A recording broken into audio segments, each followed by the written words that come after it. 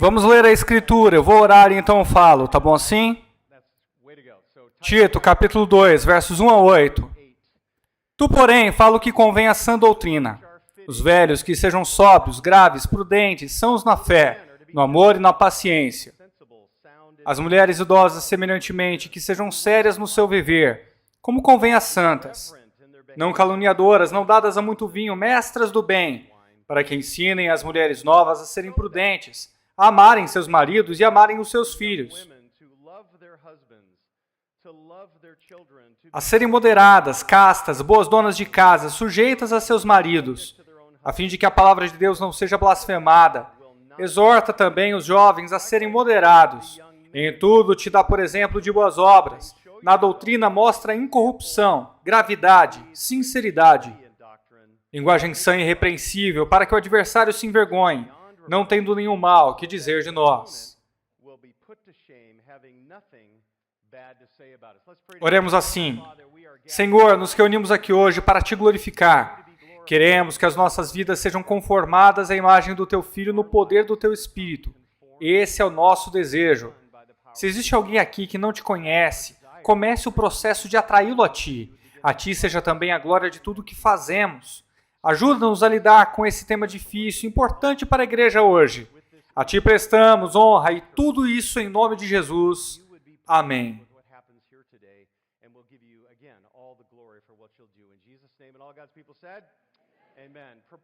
Propor mais de dois gêneros é insanidade biológica, é perversidade moral e é hostilidade bíblica.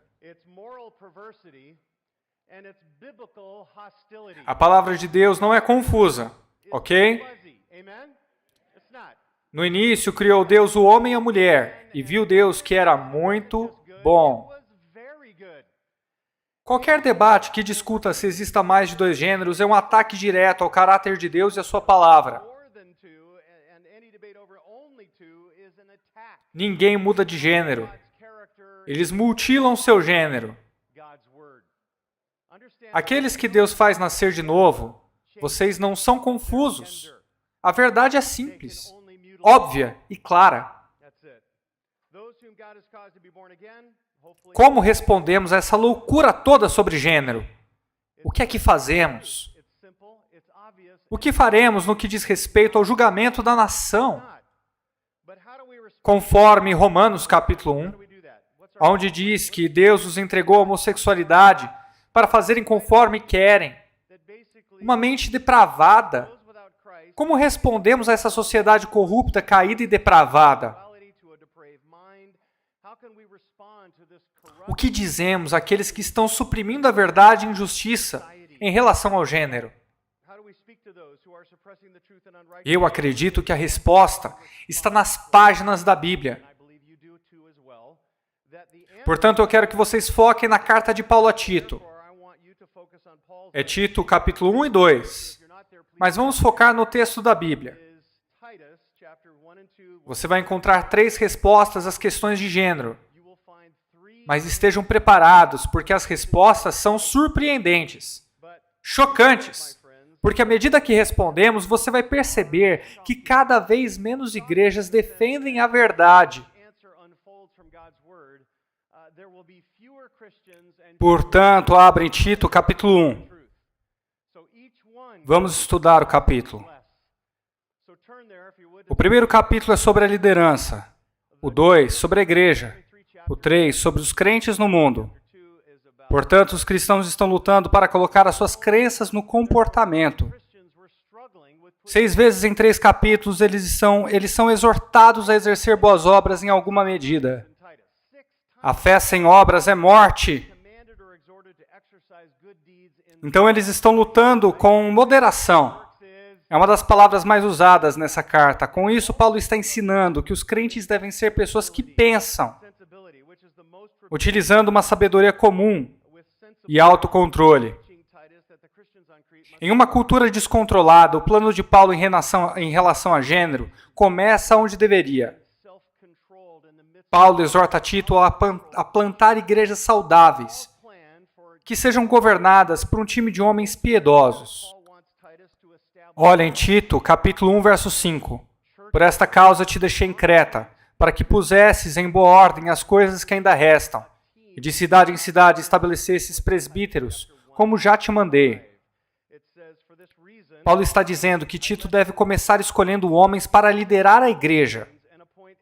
Mas que tipo de homem ele deve escolher?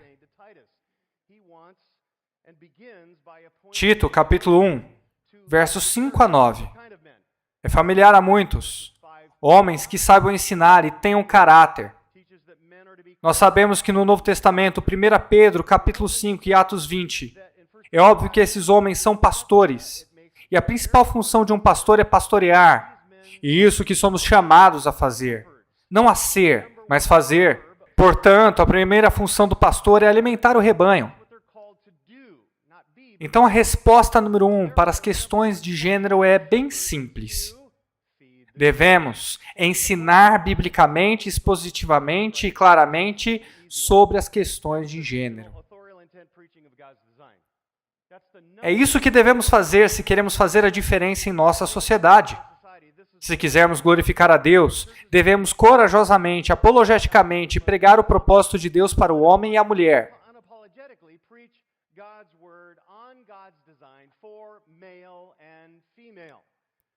A liderança deve ser competente o suficiente para pregar a palavra de Deus sem arruiná-la.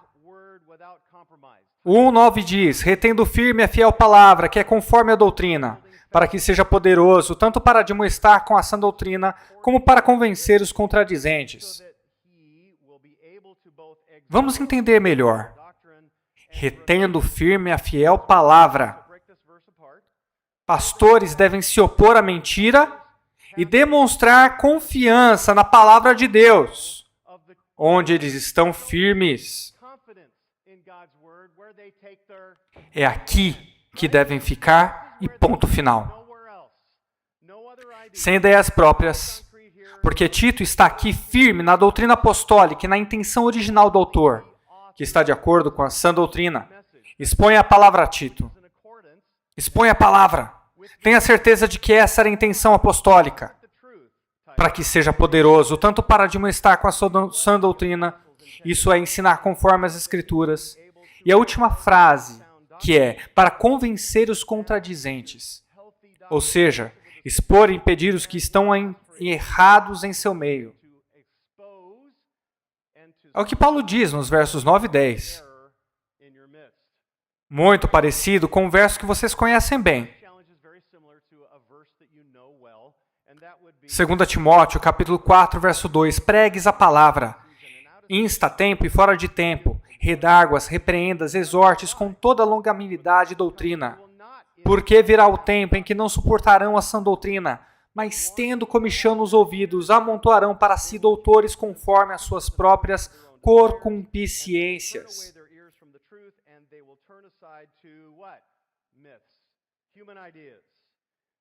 Pregue 2 gêneros, apenas 2. Se as mulheres não gostarem, nem os homens, pregue de qualquer jeito. Primeiro pregue o plano de Deus para os gêneros. Agora perceba, quero fazer uma conexão aqui entre o capítulo 2 e 3. No primeiro capítulo, Paulo exorta os pastores a serem firmes para pregar a doutrina, o 1:9. E no capítulo 2:1, nós temos a mesma palavra. Tu, porém, fala o que convém à sã doutrina. O que ele disse? Prega o que convém à sã doutrina. Eu vou enfatizar. Sã significa saudável. Saudável é o ensino que te faz igual a Cristo. É isso que o Espírito Santo está tentando fazer em sua própria vida. Essa doutrina é o projeto de Deus para, verso 2, os idosos. Verso 3, idosas. Versos 4 e 5, para jovens moças. Versos 6 e 8, para jovens moços. Isso é sã doutrina. Entende?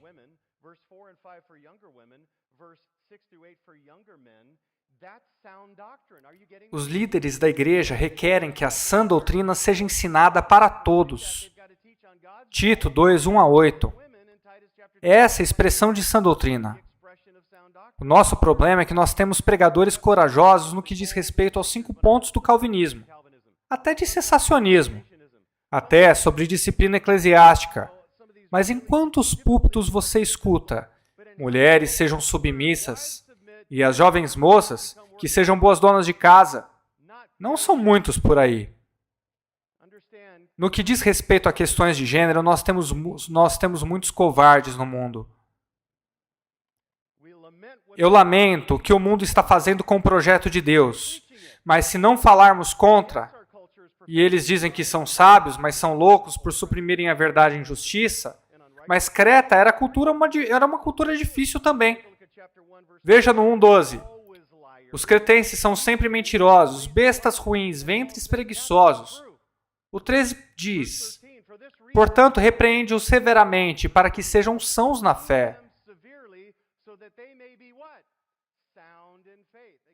De novo, ser sadio na fé significa falar sobre o projeto de Deus para os gêneros do mundo. Você pode ser um cretense, mas a palavra de Deus pode te salvar e santificar. Conforme Romanos 10:17, a palavra de Deus pode soberanamente te fazer vir a Cristo. Conforme João 17:17, a palavra te fará semelhante a Cristo. Quando isso acontece, se você genuinamente nasceu de novo, Romanos 6:17 diz que você vai querer o projeto de Deus para o gênero, propósito de Deus para o homem, para a mulher. Se você foi verdadeiramente salvo, o Espírito Santo habita em você e você vai querer andar em seus caminhos. Ainda que com tropeços, você ainda vai querer seguir a Jesus, porque Ele te transformou. Isso é regeneração. Isso só vai acontecer se ensinarmos corretamente a palavra de Deus para o homem e para a mulher. Para que possamos aprofundar melhor a questão, vamos ver o ensinamento paulino sobre gênero. Efésios 5, Colossenses 3. Os homens são líderes. O indicativo aqui não é uma sugestão ou possibilidade. O fato é que eles são líderes. Se são líderes bíblicos, é outra questão. A palavra líder aqui é a mesma utilizada quando se diz que Cristo é o cabeça da igreja, significando que o homem tem responsabilidade, compromisso e iniciativa. Não no sentido da mulher fazer o que ela quer, mas de fazer o que Cristo quer. Nós aprendemos isso com a ordem da criação. 1 Timóteo capítulo 2. Os homens são os líderes do lar, são os líderes da casa. Somente homens são pastores, presbíteros e anciãos. Vamos ver Tito 2, 6-8. Exorta semelhantemente os jovens a que sejam moderados. Em tudo te dá, por exemplo, de boas obras. Na doutrina, mostra incorrupção, gravidade, sinceridade, linguagem sã e irrepreensível, para que o adversário se envergonhe, não tendo nenhum mal que dizer de nós. Vamos olhar para cada qualidade aqui rapidamente. Os homens devem ser mentalmente moderados. Alguém que pensa. Eles evitam excessos, demonstram autocontrole e autogoverno. Eles guiam suas famílias através das lentes da Escritura. Eles estabelecem propósitos para atingir os propósitos de Deus. Paulo diz que Tito deve exortar os jovens a serem um exemplo de boas obras. Como Paulo diz aos Coríntios, em 1 Coríntios 11:1, sejais meus imitadores como eu sou de Cristo. Um homem bíblico vive a sua vida por fé genuína e boas obras. Ele não fica deitado no sofá. Ele é um modelo de boas obras. Eles devem ser teologicamente puros na doutrina. Eles pegam a intenção do autor do texto e desenvolvem uma doutrina pura. É incorruptível, sem mancha. Os homens cristãos devem desenvolver uma doutrina que é consistente com a Escritura e também na vida. Doutrina pura significa que você não mistura a doutrina com sabedoria humana. Você não mistura as ideias do mundo com os seus negócios, com conceitos psicológicos, e devem ser graves. Isso não significa não brincar com seus filhos ou não ter senso de humor. Isso significa ter uma postura que inspira confiança. Ouça o conceito de gravidade, que é respeitoso, responsável, e representante de Cristo na terra. Isso é gravidade, ou ser sério. Paulo diz para Tito ensinar a sã doutrina para os cretenses, para que todos os jovens tenham linguagem sadia. Em uma era onde os pastores xingam, Paulo diz que nossa linguagem deve ser sadia. Em Efésios 4:29 diz: não saia da vossa boca nenhuma palavra torpe, mas só a que for boa para promover a edificação, para que dê graça aos que a ouvem. Meu favorito é: pare de falar. As pessoas vão pensar que você não é esperto. Isso é Provérbios 7:28.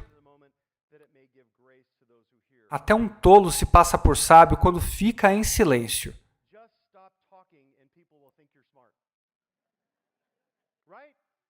Então vá até o Vori Balkan essa semana. Fica perto dele e fica só balançando a cabeça. O povo vai pensar que você é inteligente. Com Mike Picardi também. O papel do homem tem sido sistematicamente destruído ao longo dos últimos 50 anos. Na mídia vemos que existe muito machismo também. Quando a palavra de Deus é aplicada em uma humildade, no poder do Espírito, o propósito de Deus para o homem glorifica a Deus. Não somente traz alegria para homens e mulheres, como também é um grande testemunho da soberania de Deus. Ainda assim é surpreendente como as pessoas se ofendem com o papel do homem, quando comparado ao papel da mulher. Se você espera incomodar e ser perseguido nesse mundo, ensine e pregue biblicamente sobre o papel de Deus para a mulher.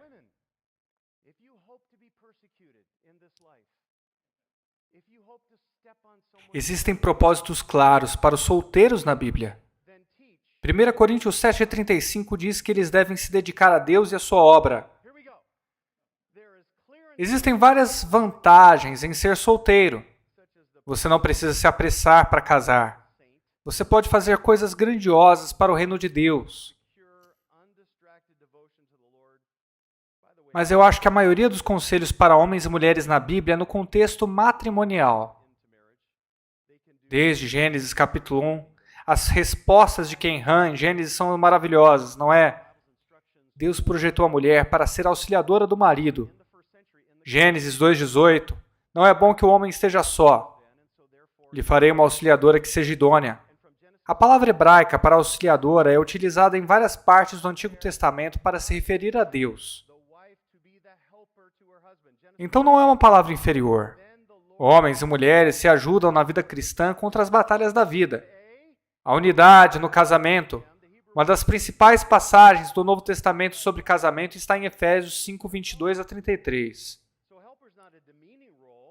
A primeira metade fala a respeito dos papéis que Deus deu, e a segunda metade sobre a unidade no casamento. O sentimento de um só coração e uma só mente. É assim que Deus projetou. 1 Timóteo 2:11-15 é uma passagem forte. Diz que as mulheres no culto... Agora olhem para Tito. Uma passagem forte diz que elas devem ficar quietas no culto e não exercer autoridade de homem. Por quê? Porque Adão foi criado antes de Eva. Adão não foi enganado, mas Eva foi enganada e caiu. Mas elas podem superar esse estigma de ter permitido o pecado entrar no mundo ao criar filhos para a glória de Deus. Isso é verdade. As mulheres são chamadas a serem submissas ao seu marido. Não a qualquer homem, mas ao seu marido. 5 vezes. No Novo Testamento, isso é dito.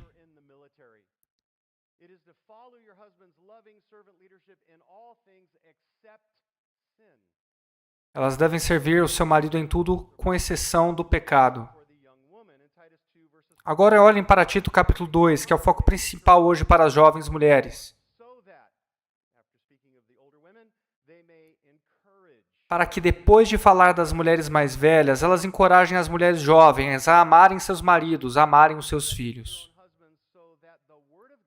A serem sensatas, puras, boas donas de casa, bondosas, sujeitas a seus próprios maridos, para que a palavra de Deus não seja desonrada. As esposas devem anotar isso.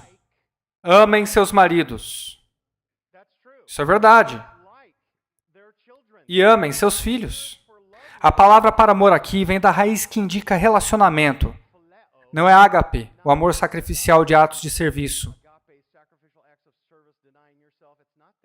É filéu, que é relacionamento.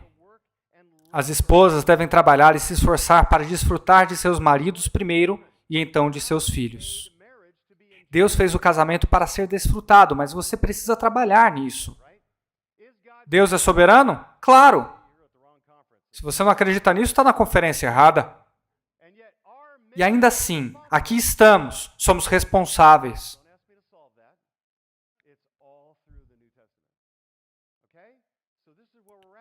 Uma terceira qualidade. Mentalmente, uma esposa precisa ser sensata, aplicando a verdade como uma mulher guiada pela palavra. Moralmente, uma esposa precisa ser pura, com toda a liberdade que o cristianismo do Novo Testamento trouxe para o mundo. A mulher do primeiro século já não estava mais presa ou isolada em casa. Ela também tinha, com essa liberdade, o compromisso de se manter preservada em mente e ação para o seu marido. E pureza é primordialmente uma batalha com o coração, não é? Precisa ser realmente moldado pela palavra de Deus. Filipenses 4:8 é um verso-chave para a pureza. Que pensamos, que meditemos nessas coisas que são puras e tal. E então, obviamente, ela precisa ser sábia na prática de fugir das paixões da carne, conforme 2 Timóteo 2:22. Mas domesticamente, a quinta qualidade para a mulher jovem é: uma esposa deve ser trabalhadora do lar. Isso é surpreendente. A expressão trabalhadora do lar vem do grego, significa trabalhadora do lar mesmo. Isso não é cultural. Trabalhadora no lar está no meio de uma lista de qualidades que não são culturais. Ela deve ser uma dona de casa eficiente. Ela deve ser uma mulher industriosa, de Provérbios 31, mas o seu coração está em seu lar. Mas número 6, socialmente, ela deve ser bondosa, amar os santos e cuidar dos santos com misericórdia.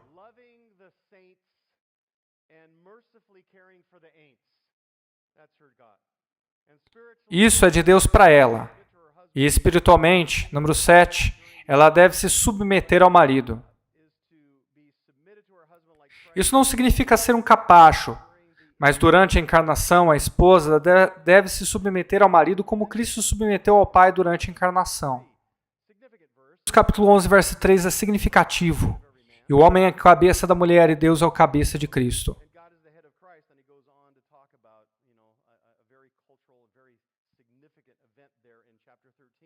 Mas a submissão não pode ser degradante. Se Cristo se submeteu ao Pai durante a encarnação, então isso não pode ser degradante.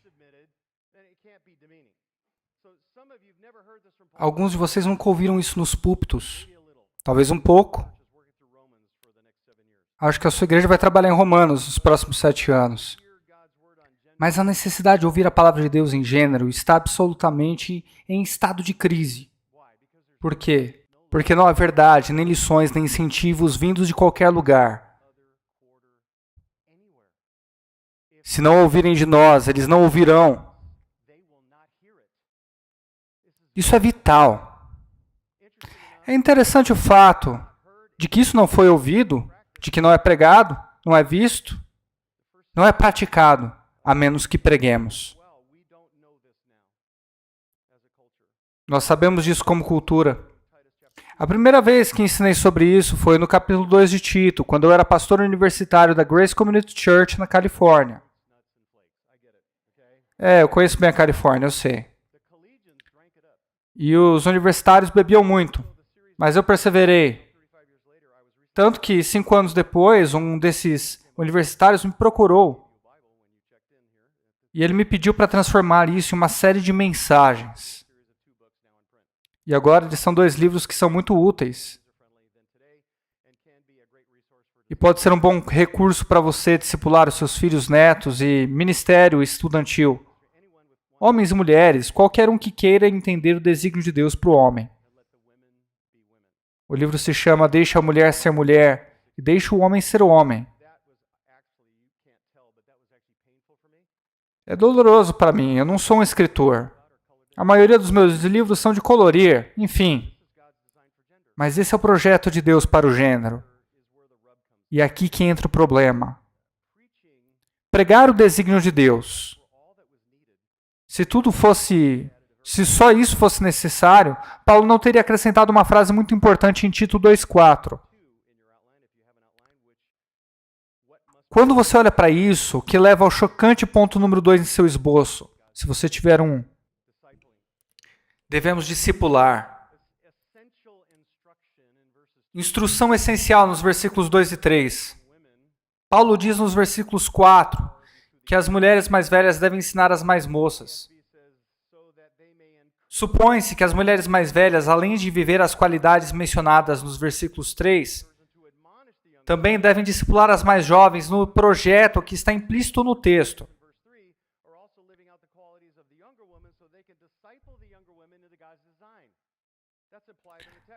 A próxima geração não deve apenas ouvir a verdade do projeto de Deus para o gênero, mas vê-la. Veja, a igreja é exortada a discipular a próxima geração.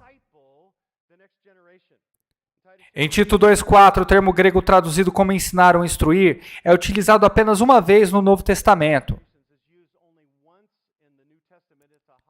Ele tem um significado profundo, está ligado à sensibilidade. Esse aspecto de treinamento. O objetivo é que as mulheres mais velhas ajudem as mais novas a cumprirem seus deveres como esposas, para viver as qualidades dos versículos 4 e 5. O termo treinar é o processo de incentivar, aconselhar e ensinar as moças a serem sensatas.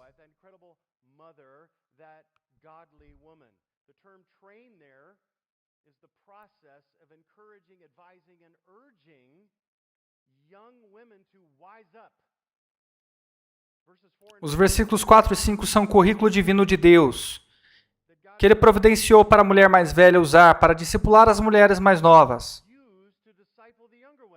Mas não se trata de ensino formal.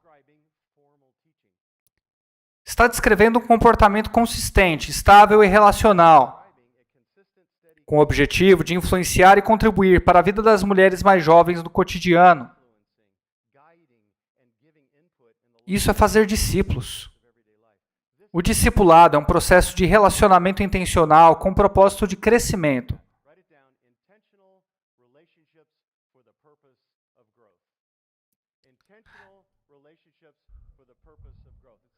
Alguns ministros da igreja, juntamente com a nossa cultura individualista, distorcem nosso entendimento sobre discipulado. O texto está no plural, o que significa que todos estamos no processo de discipular, não só a liderança, mas todos os santos. Cristo ordenou que fizéssemos discípulos, e essa ordem é para todos nós, não apenas para um grupo restrito de líderes. Portanto, discipular é uma função da igreja e deve fazer parte da saúde de qualquer igreja local.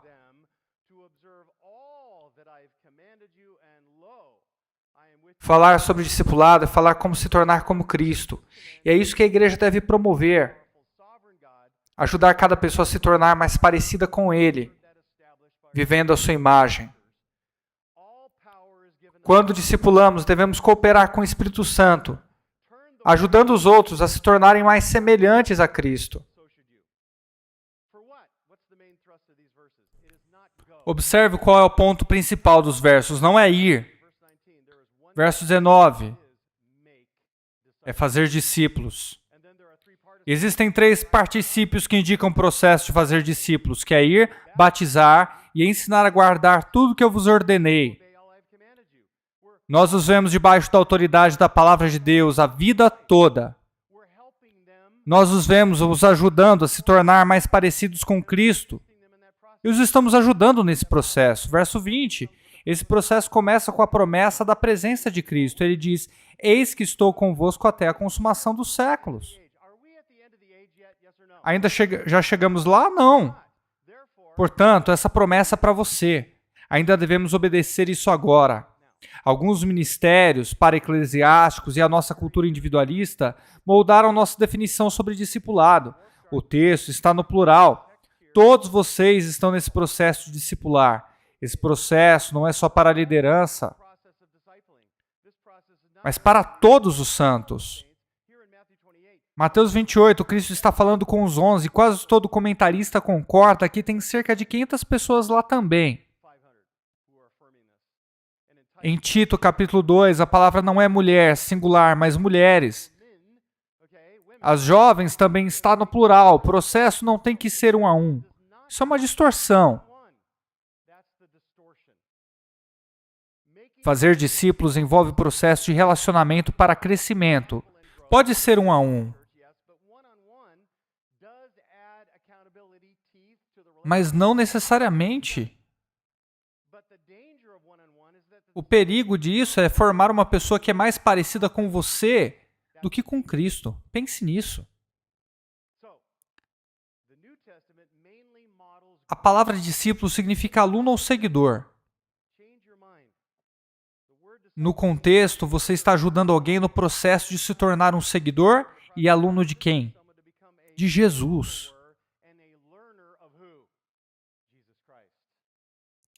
Você está contribuindo com o Espírito Santo para que alguém se torne como Cristo e não como você. Romanos 8. Te tornar como Cristo. Gálatas 4,19. Eu estou em agonia, dores de parto, até que Cristo seja formado em vós.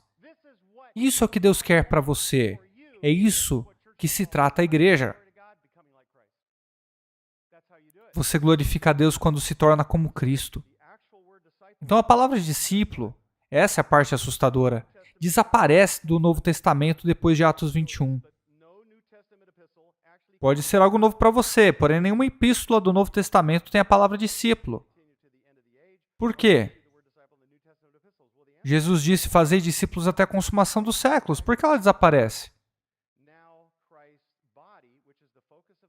Porque agora o corpo de Cristo, que é o foco das epístolas do Novo Testamento, a igreja, discipula os seus homens e mulheres. É uma função da igreja. É parte fundamental de qualquer igreja saudável. Converse com qualquer discípulo genuíno aqui e pergunte: quem influenciou a sua vida? Ele vai dizer que mais de uma pessoa fez isso, porque a igreja o estava influenciando. E eu posso dizer que muitos me influenciaram na minha caminhada com Cristo.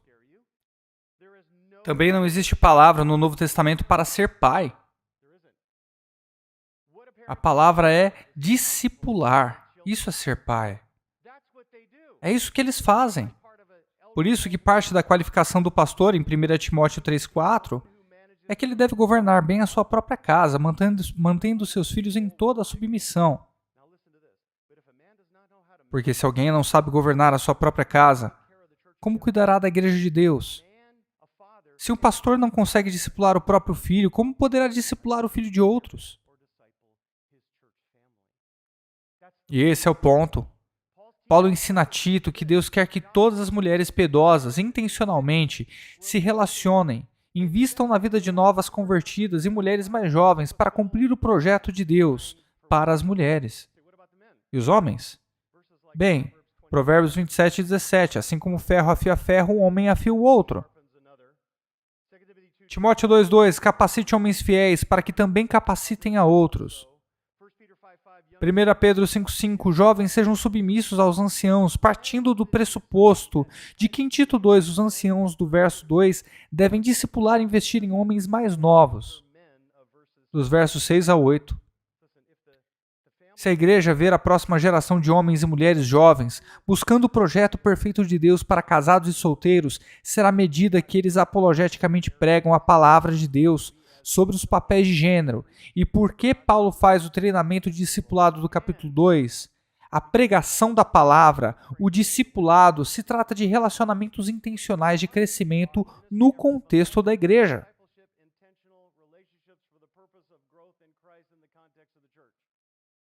Tito ensina que deve ter pregação. Tito 1, deve ter discipulado. Tito 2, e embora nós amemos a grande comissão, irmãos, discipulado é algo difícil hoje. É raro, às vezes é encontrado em casa, em ministério com estudantes, talvez em algum estudo bíblico de sua igreja.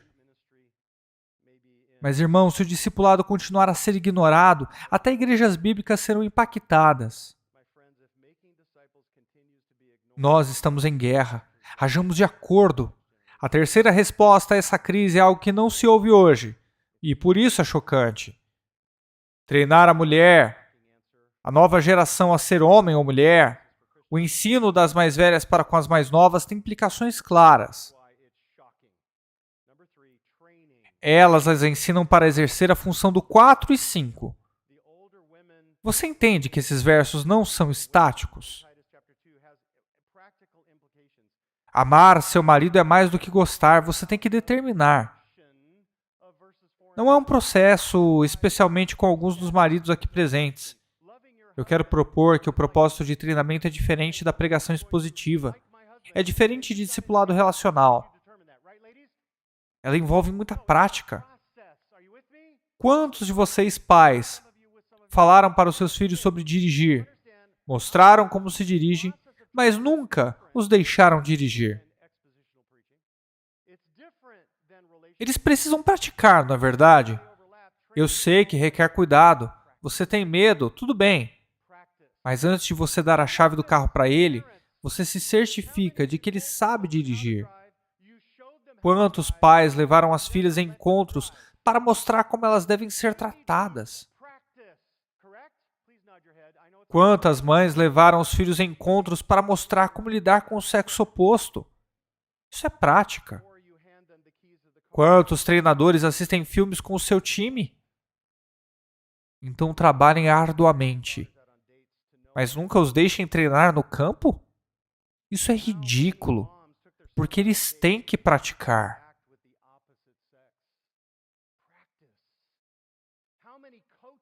Praticar sobre questões de gênero é tão importante quanto o treinamento pastoral.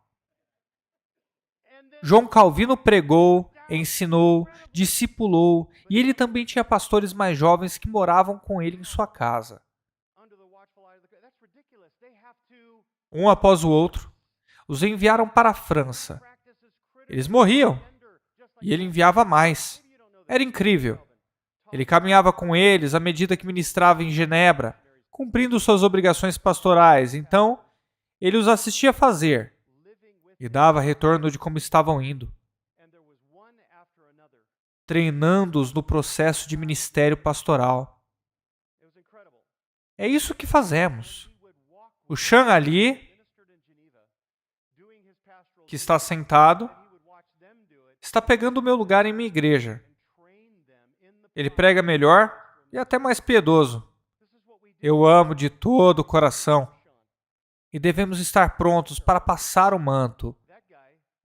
Eu não sei quanto tempo mais eu tenho.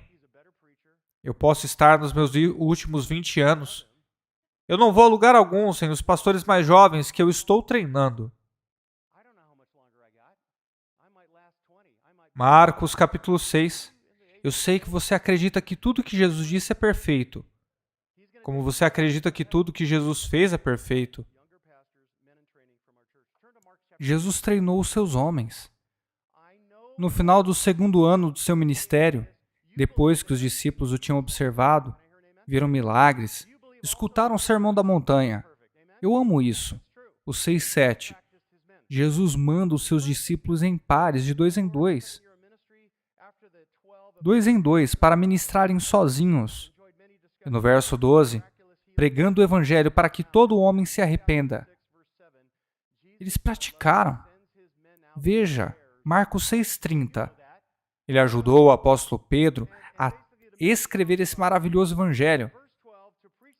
Os apóstolos se reuniram com Jesus e reportaram a Jesus tudo aquilo que eles tinham feito e ensinado.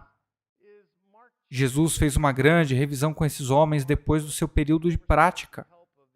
Você percebe o treinamento aqui?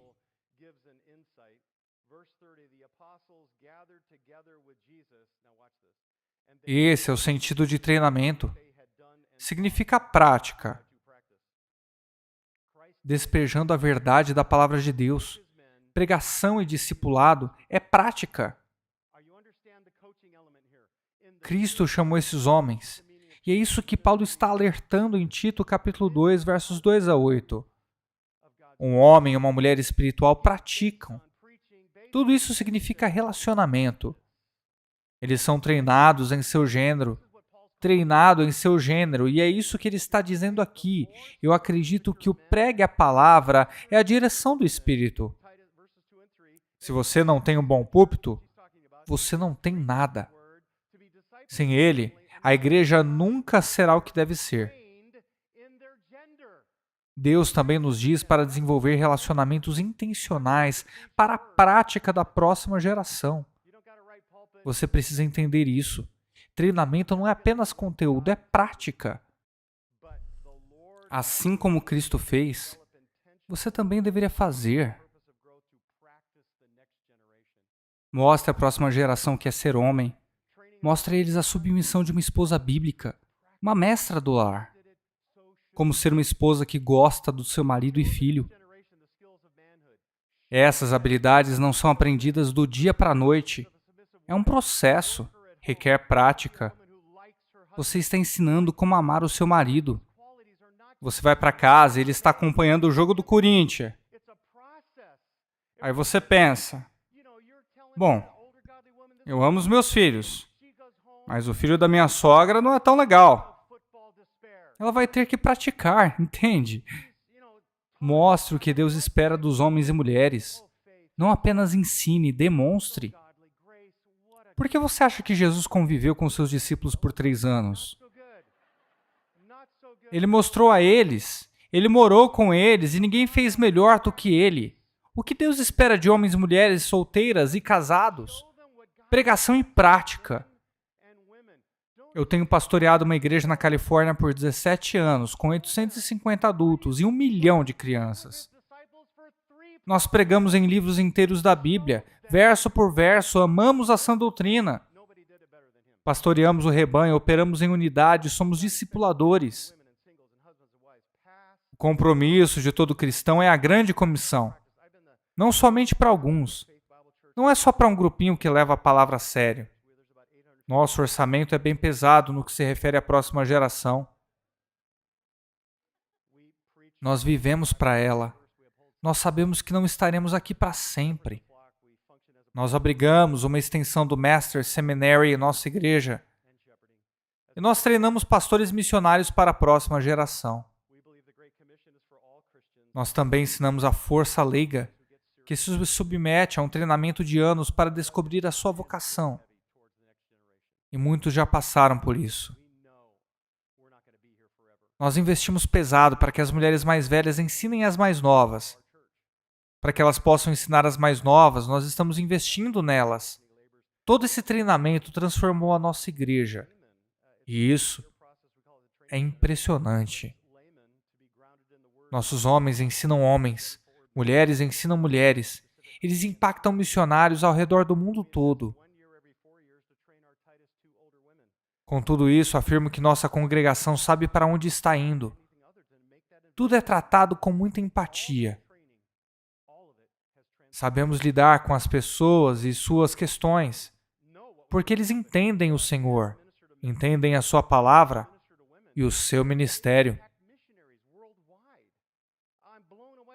Eu fico impressionado com isso. Não é fácil porque estamos em uma batalha espiritual.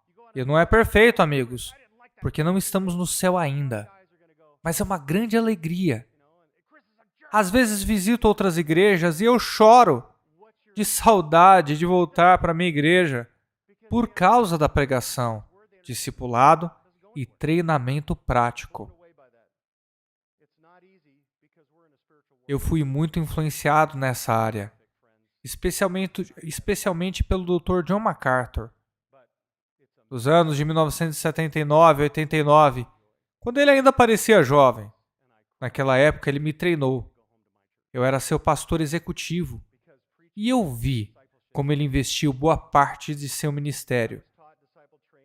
Ele pregava domingo de manhã, domingo à noite, quarta à noite e todo sábado ele se reunia com cerca de 50 homens. Esses homens se tornaram os seus presbíteros, porque ele investiu neles. Ele vivia me dizendo, tudo o que eu recebi eu quero te entregar. E eu recebi 2 golpes. Está prestando atenção? Eu quero te ensinar muito bem. Preste atenção nesses 2 golpes. Primeiro golpe. Pregue a palavra. Treine homens. É o combo. Pregue a palavra e treine homens. A pregação lança o fundamento da verdade. Discipulado ajuda outros a pregarem. Pregação é o soco. Discipulado é o nocaute. Por que isso é importante? Você vai entregar as chaves para a próxima geração. Você vai ficar velho e vai para o céu. Eles vão pegar as chaves e você vai dar as chaves para eles. Ou eles vão tomá-la da sua mão fria. Mas você vai entregar de um jeito ou de outro. Então o que você vai fazer? Você vai passar para eles. Pregando, discipulando, treinando. Se você quiser que os homens busquem o seu propósito para eles, e se você quiser que as mulheres busquem o propósito de Deus para elas, você deve ensiná-los, discipulá-los, treiná-los.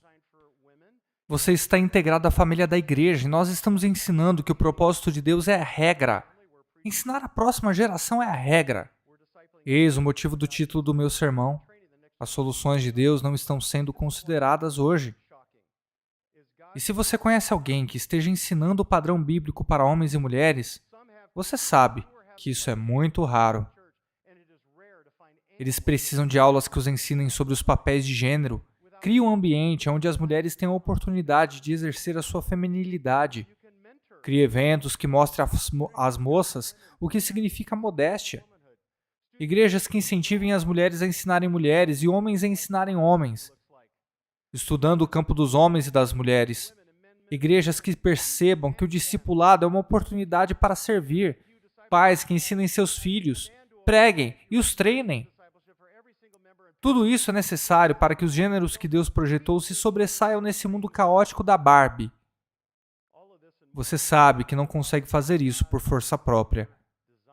Você precisa crer que Cristo é Deus, que Ele é a segunda pessoa da Trindade, que viveu uma vida perfeita.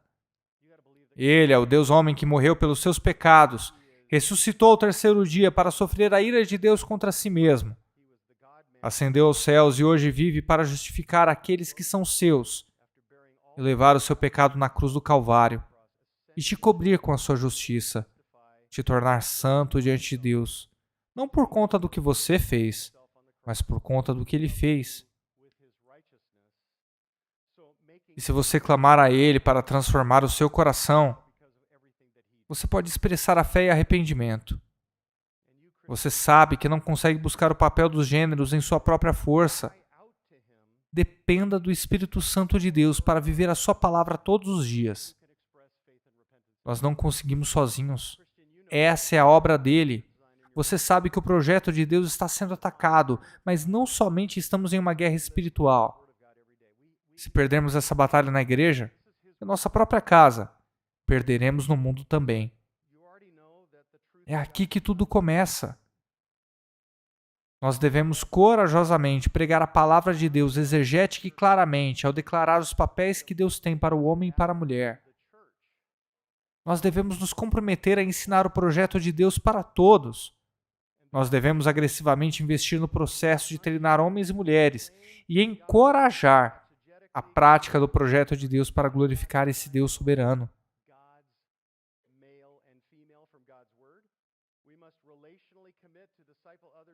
Eu espero que você esteja comigo.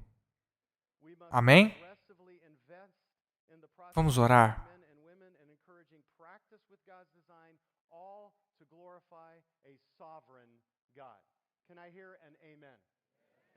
Oremos. Senhor, somos gratos pela Tua palavra que nos direciona a sermos homens e mulheres que o Senhor projetou.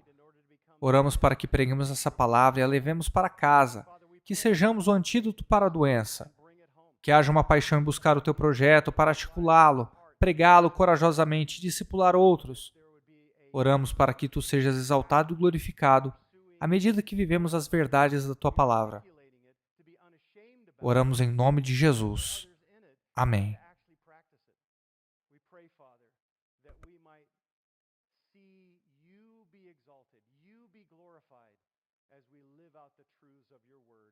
And we'll give you all the glory because you deserve it all. We pray this in Jesus' name, and all God's people said,